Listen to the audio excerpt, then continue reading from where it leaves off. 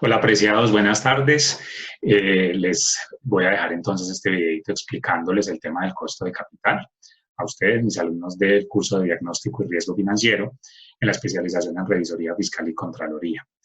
Como lo hablamos el día de hoy, sábado 16 de mayo, en nuestra clase, estuvimos explicando esos elementos que componen el costo de capital y cómo se calcula. Y les decía que se calcula básicamente de la misma manera como calculamos el costo promedio ponderado de los pasivos. No obstante, según pues el pedido que ustedes me han hecho, les dejo por aquí este videito explicándoles funcionalmente cómo es la operación en el registro del costo de capital. Así que espero les sirva. Cualquier cosa que necesiten me cuentan. Les voy a compartir un momento la pantalla para explicarles algunos elementos generales a tener en cuenta en la liquidación de ese costo de capital. Entonces, el costo de capital es también conocido como el costo de financiación de la compañía. Costo de financiación de la compañía. Es decir, el costo de capital es un término que me permite revisar las fuentes de financiación de la compañía y cuánto me está costando sostener esa fuente, ¿sí? Para eso debemos tener en cuenta cierta terminología. Lo primero, recuerden, tenemos claro que los activos, ¿sí?, son iguales a los pasivos más el patrimonio. En ese orden de ideas, tenemos también claro que toda la inversión de la compañía se encuentra ubicada en los activos. Eso ya lo habíamos hablado a lo largo de nuestras clases. Todas las decisiones de inversión se encuentran concentradas en los activos. Y por otro lado, tenemos también claro que todas las decisiones de financiación de la compañía se encuentran registradas en los pasivos y en el patrimonio. En ese orden de ideas, también debemos tener claro que esos activos nos generan una tasa de retorno, es decir, cuánto están produciendo esos activos, cuál es la tasa que genera la productividad de los activos, cuál es la rentabilidad de los activos. Y por otro lado, esa financiación pues nos genera un costo, que es lo que llamamos costo de financiación. ¿Sí? Costo de financiación. En ese orden de ideas, estamos diciendo que este costo de financiación que viene derivado de estos elementos, estas fuentes con las cuales nos estamos apalancando, las cuales están concentradas en pasivo y en patrimonio, pues es lo que determinamos o lo que llamamos costo de capital. Recuerden, costo de capital es el costo de financiación de la compañía, ¿sí? ¿Cuánto me cuesta sostener mis pasivos y mi patrimonio? En ese orden de ideas también tenemos que tener claro que el costo de financiación, es decir, este que les estoy diciendo aquí, costo de financiación, debemos tener claro que está compuesto básicamente por las tasas de interés que me generan los pasivos y por algo que se llama tasa mínima de retorno requerida. La tasa mínima de retorno requerida, o TMRR, es la tasa que esperan los socios.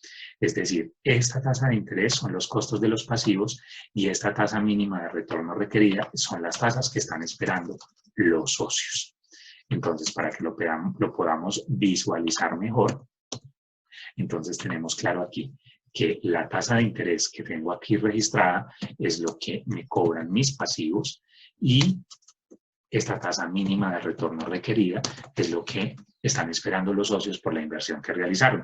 Es decir, cuando yo les digo a ustedes que inviertan en una empresa, ustedes lo primero que van a preguntar es cuánto dinero voy a recibir de retribución por invertir. Eso que ustedes están preguntando se llama tasa mínima de retorno requerida.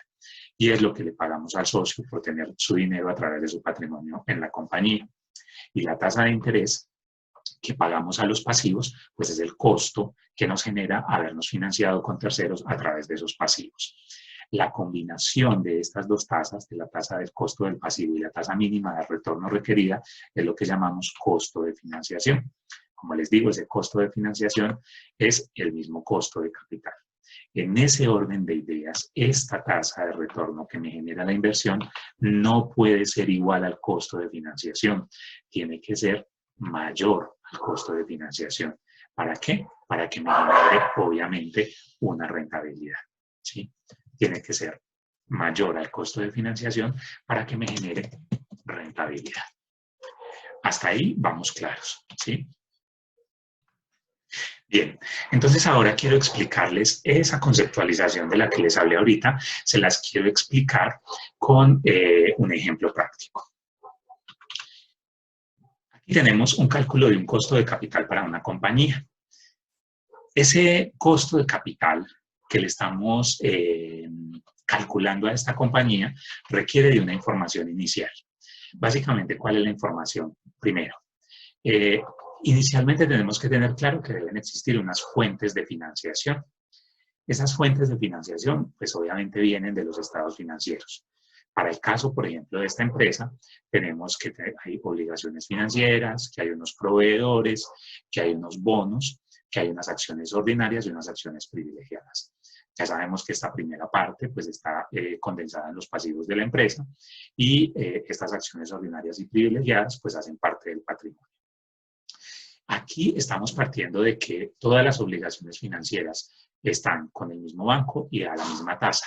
Si tuviéramos obligaciones financieras con diferentes entidades financieras y con diferente tasa, pues tendríamos que discriminarlas una a una, porque al ponderarla nos estaría dando distinto. ¿Por qué? Porque cada entidad financiera nos presta una tasa distinta.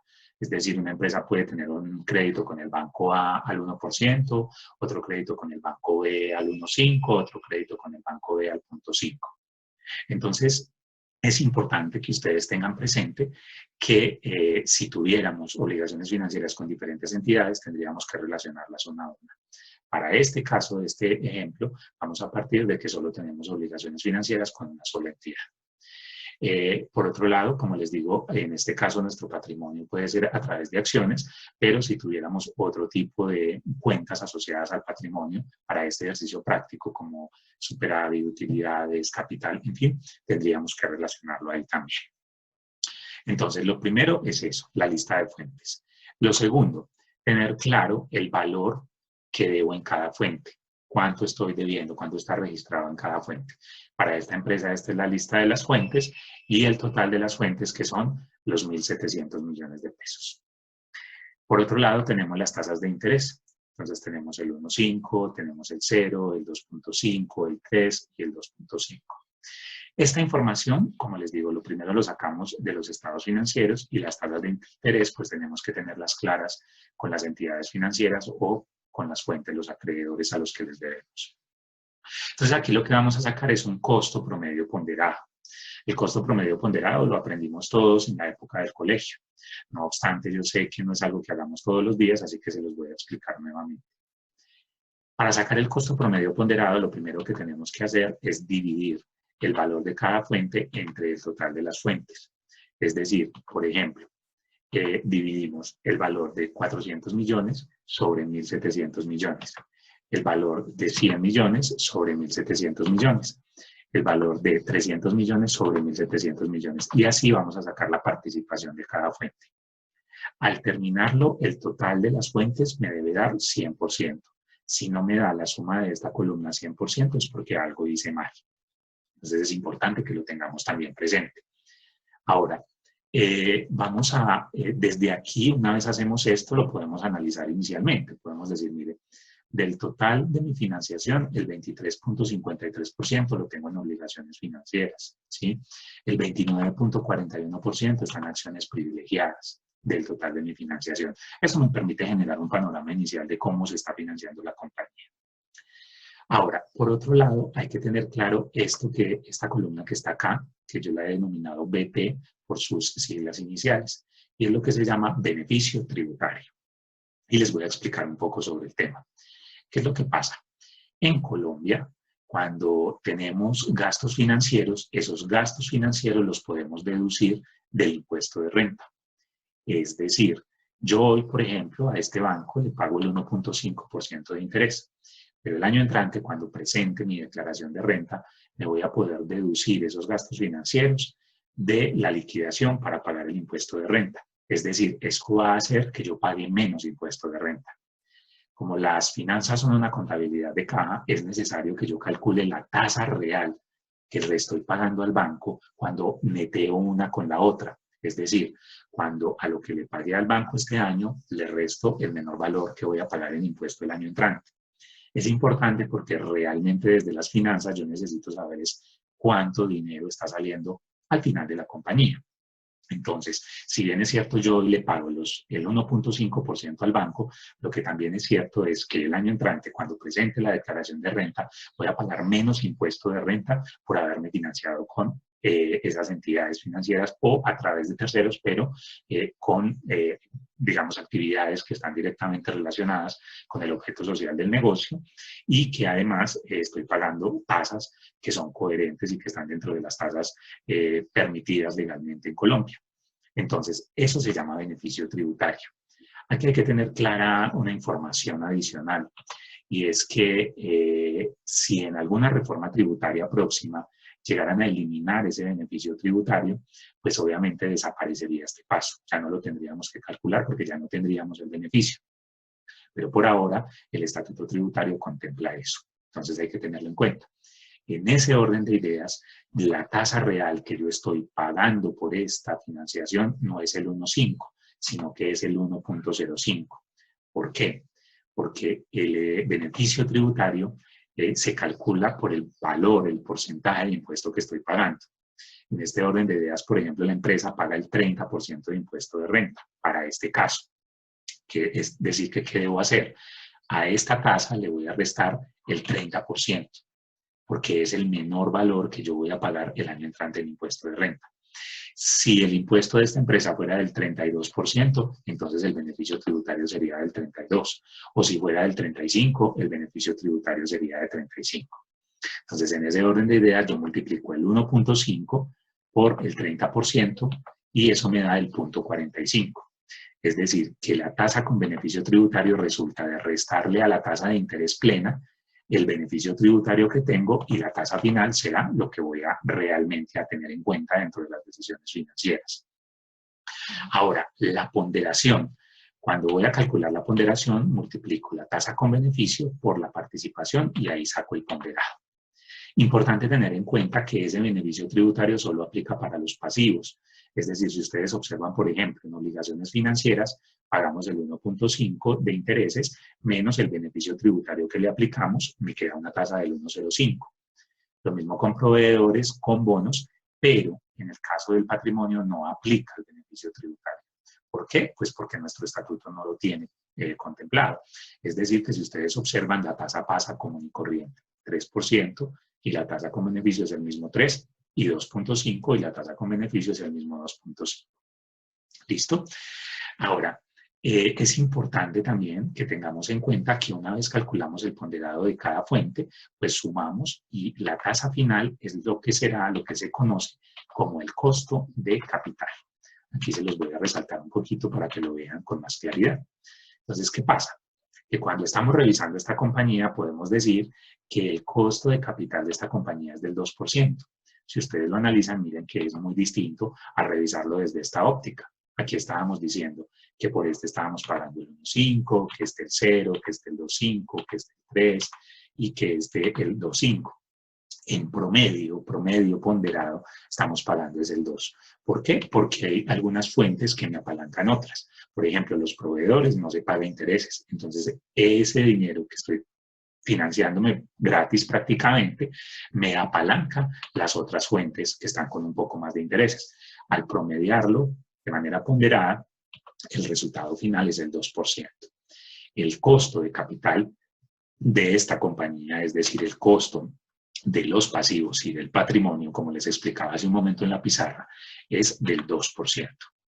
Si lo calculamos en pesos, pues simplemente multiplicamos los 1.700 millones de pesos por el 2%, y eso me va a dar los 33.950.000 pesos. Es decir, que esta empresa paga 33.950.000 pesos de acuerdo a el cálculo teniendo en cuenta beneficios tributarios. Les incluí aquí esta columna donde dice tasa plena, para que ustedes noten la diferencia. Mire, si multiplicáramos la tasa de interés de este 1.5 por los 400 millones, realmente pagaríamos 6 millones de pesos. Pero con el beneficio tributario lo que estamos pagando es 4.200.000 pesos, que sale de multiplicar la tasa de acá, después de haberle restado ese beneficio, por los mismos 400 millones. Ahora, no es que yo en este momento vaya y le diga al banco que porque tengo el beneficio le voy a pagar una tasa menor. No, al banco yo le pago la tasa plena hoy, pero como les digo, el próximo año yo vía impuesto de renta me descuento esta diferencia, estos 4.050.000 pesos, que es la diferencia entre lo que le pagué hoy al banco y lo que realmente financieramente me cuesta la empresa, que son los 33.950.000. Se los voy a mostrar con un ejemplo adicional. Vamos a suponer que esta empresa generara unos ingresos de 200 millones de pesos y unos costos y deducciones de 150 millones de pesos. Aquí los ven. Y vamos a suponer que no tiene gastos financieros, es decir, no se endeudó a través de los pasivos, es decir, gastos financieros cero. Eso me daría una renta líquida de 50 millones, que es de restarle a los ingresos, los costos y deducciones, y obviamente el impuesto de renta, que es del 30% a pagar, sería de 15 millones de pesos. Eso en ese primer escenario. En el segundo escenario, que es todo esto que yo les expliqué aquí, tenemos lo siguiente. Los mismos 200 millones de ingresos que tenemos aquí, los mismos 150 en costos y deducciones, pero tenemos unos gastos financieros de 13.500.000. ¿De dónde salen estos gastos financieros de 13.500.000? Pues es la suma de los pasivos.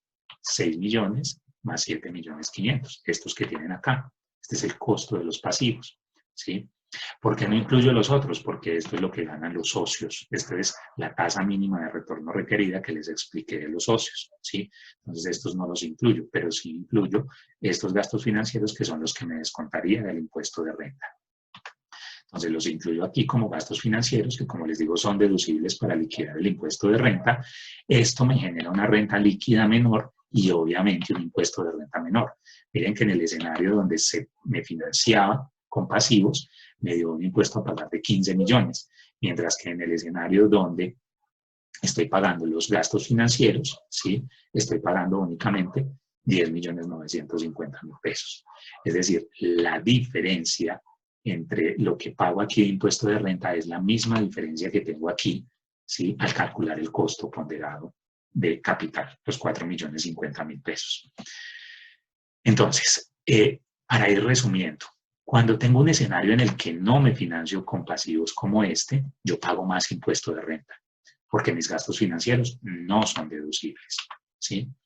Cuando tengo un escenario en el que sí me financio con pasivos, lo que yo hago es descontarme los gastos financieros, por lo tanto, menos renta líquida, menos impuesto de renta. Eso sale, obviamente, yo puedo tener ese análisis calculando ese costo promedio ponderado de capital. Espero con esto haya quedado clara la información. Revísenlo, vuélvanlo a mirar. Un abrazo, que estén muy bien, chao.